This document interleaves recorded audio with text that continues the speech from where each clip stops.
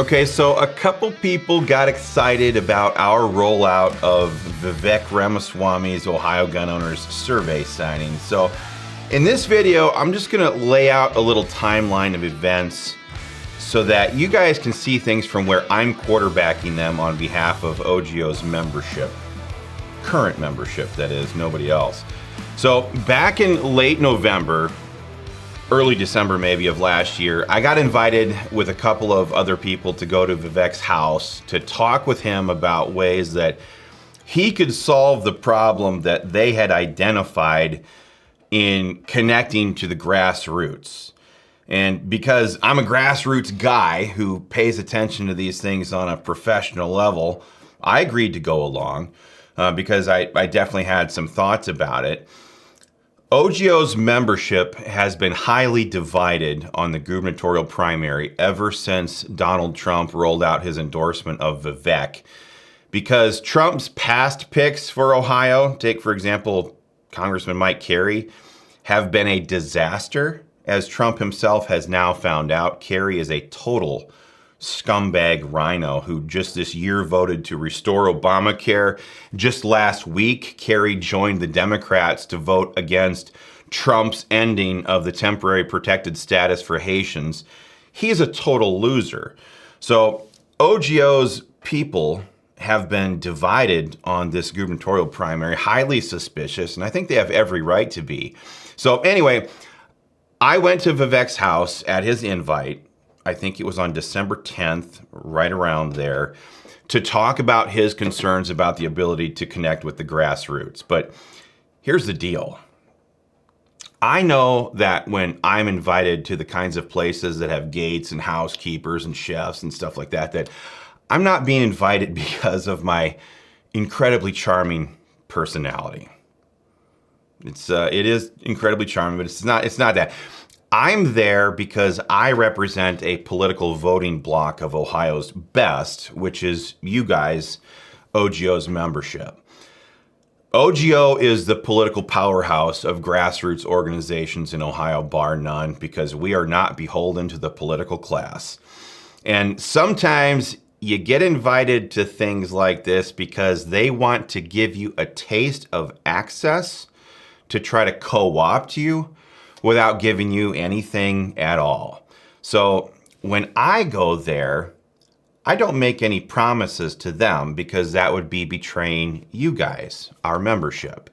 So instead, and because I've been in this and know how this game is played, I brought along several copies of our pre-prepared Ohio Gun Owners gubernatorial candidate survey for him and his campaign staffers. Now, in that meeting, I made a lot of suggestions, naturally, because as he'll admit, he ain't like most Ohioans. Doesn't live the same life most Ohioans do, and I was there to help troubleshoot and explain some of the issues that grassroots voters have had, not just with past Ohio governors, but with Columbus in general being weaponized against the people who are the culture, the backbone of Ohio. So I gave a briefing on gun politics in Ohio, told them about the issues that matter to Ohio gun voters, the problems that we've had, and specifically what a lot of gun owners would want to see that would make them want to get out and vote in an election year when Trump ain't on the ballot. That's a prime feature of this election cycle. We talked about a lot of stuff, but the point is, I made it clear that for gun voters, talk is the cheapest promise made in politics. I made it clear that our members want what we've demanded for a decade, which is for politicians to put their positions in writing and sell that to voters, hence the survey program. It's not hard. It ain't hard. And it wasn't new to Vivek either. This is a survey that he essentially filled out once before when he was trying to get Donald Trump's job running against him for president in Iowa. Heck, in that conversation, I even mentioned that the guy who ran his Iowa campaign was an old buddy of mine, and he remembered him well, Jake Chapman, former state senator. Never mind all that.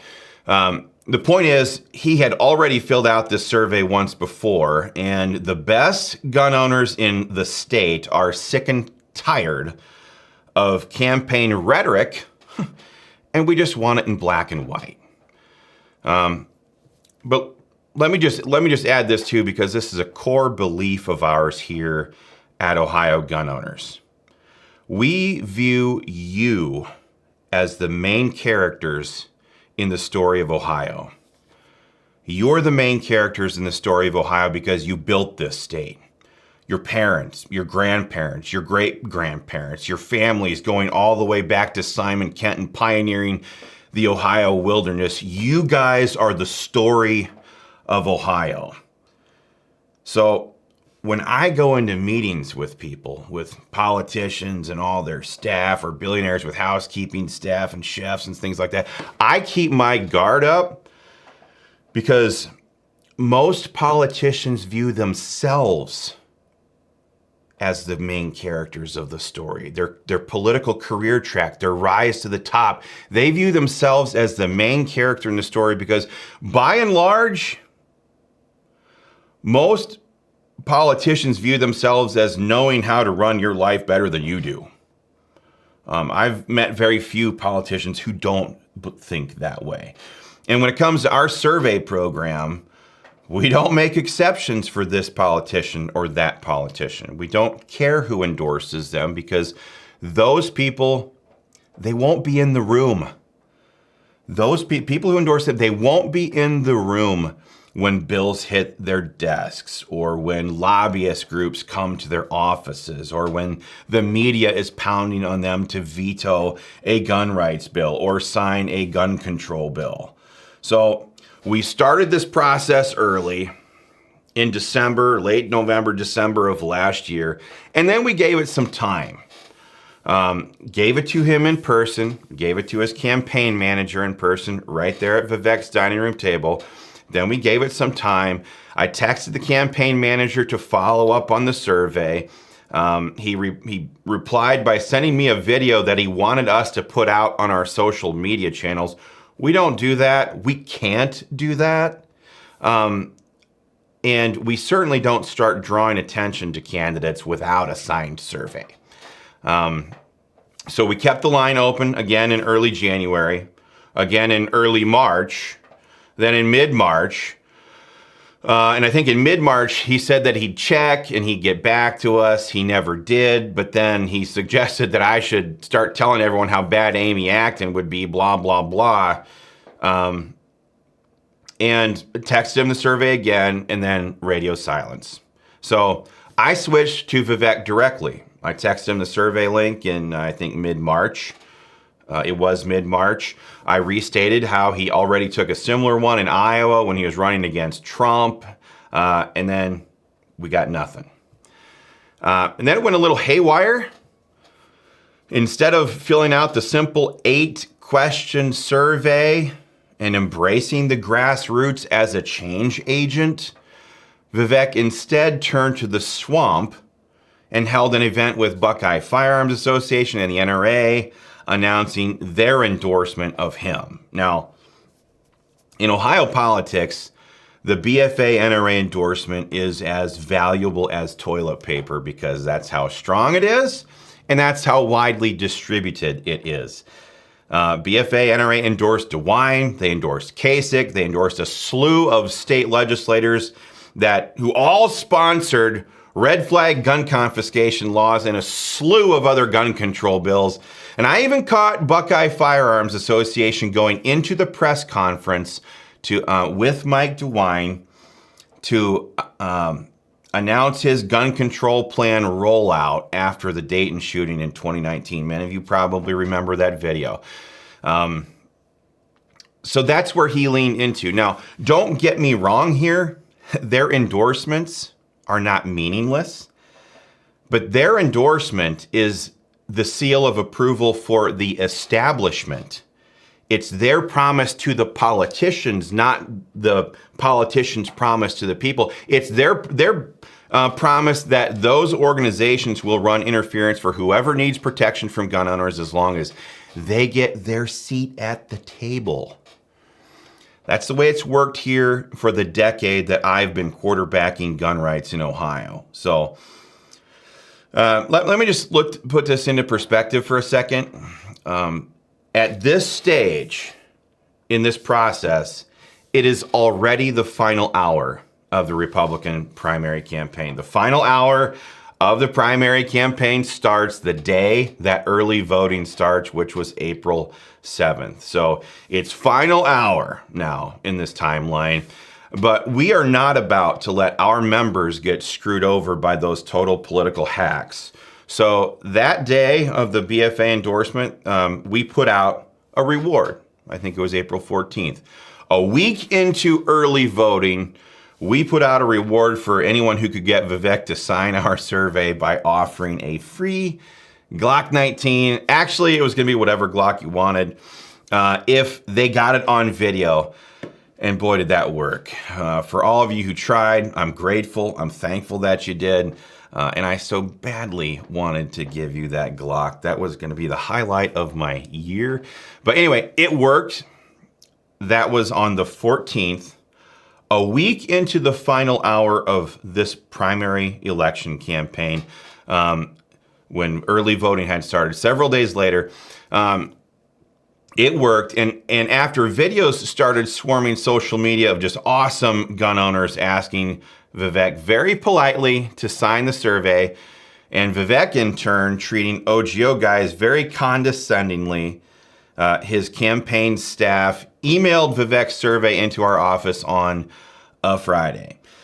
And this is where a handful of you are super miffed that we didn't halt everything and crank up the presses that Vivek signed and immediately get that information out. Now, it is a politician's prerogative to try to orchestrate everything to their own benefit. That's why you see so many legislators refuse to immediately start passing pro-gun legislation once they get into office, and they try to drag things out as long as possible because Republicans in particular always want to do things that they think will help them get reelected when it's most advantageous to themselves. Unlike Democrats like in Virginia, who absolutely go after the policy the moment they get the chance.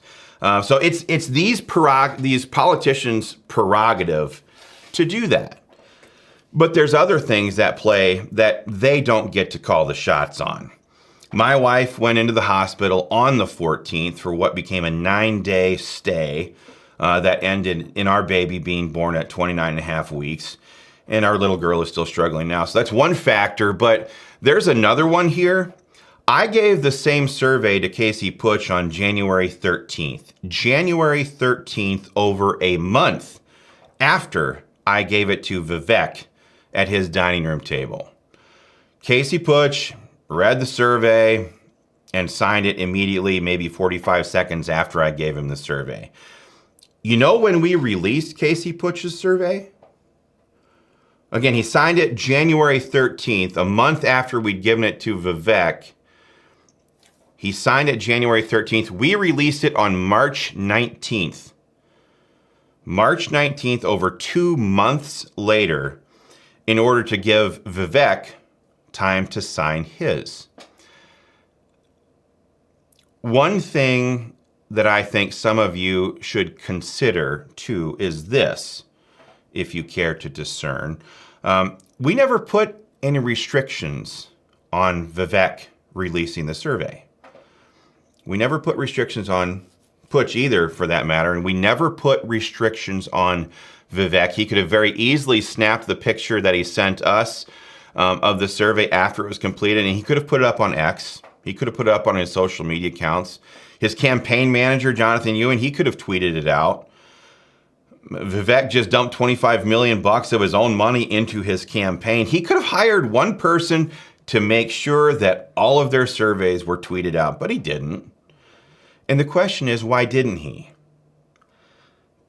One answer that seems very plausible is that he didn't want to communicate that to the grassroots because it might tick off the establishment class that he seems to be cozying up to very quickly. Speaking of that, one thing I forgot to mention, when I was descending the flight of stairs at Vivek's house that day back in December, the Ohio FOP, the same gun control lobby that has been trying to kill and block every gun rights bill put on the floor for a vote in the General Assembly going back to 2004, they were walking up the stairs and they were not happy seeing me there because they know that I represent you. So you guys can draw your own conclusions on that. But quite frankly, it never should have come to this. For someone who is campaigning on being a change agent, someone who a lot of people supported right out of the gate because he wasn't a politician that was created in or beholden to Columbus, the political class, Vivek sure seems to be listening to the permanent Columbus class of politicians that we disaffectionately call the Columbus cartel here at Ohio Gun Owners. Because the survey was never hard. It's 8 questions. And we've been doing this a long time. Iowa Governor Terry Branstad signed it back in 2010. That's how we got him to sign Stand Your Ground law. Wyoming Governor Mark Gordon signed it. That's how we repealed gun-free zones in Wyoming. Georgia Governor Brian Kemp signed it. That's how we got him to sign constitutional carry into law. And heck, every gubernatorial candidate in the Georgia cycle this time around has signed it. But here in Ohio, Marcel Stribich signed it, Jay Edwards signed it, J.D. Vance has signed it before. I think that over 100 Ohio candidates for office in this cycle have signed our survey this year, and we didn't have to do a damn thing but mail it to them.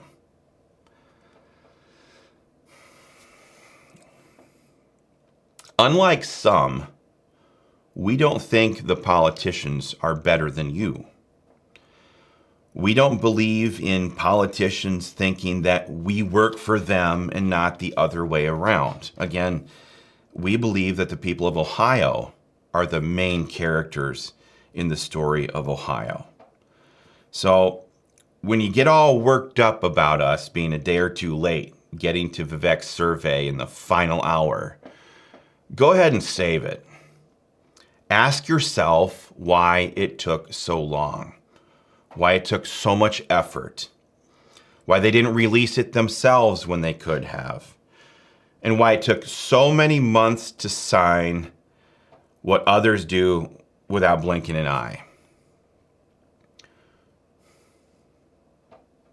Politicians come and politicians go, but we don't. We're quarterbacking the fight for gun rights in Ohio like we've done for the last decade, just like we'll be doing for the next one.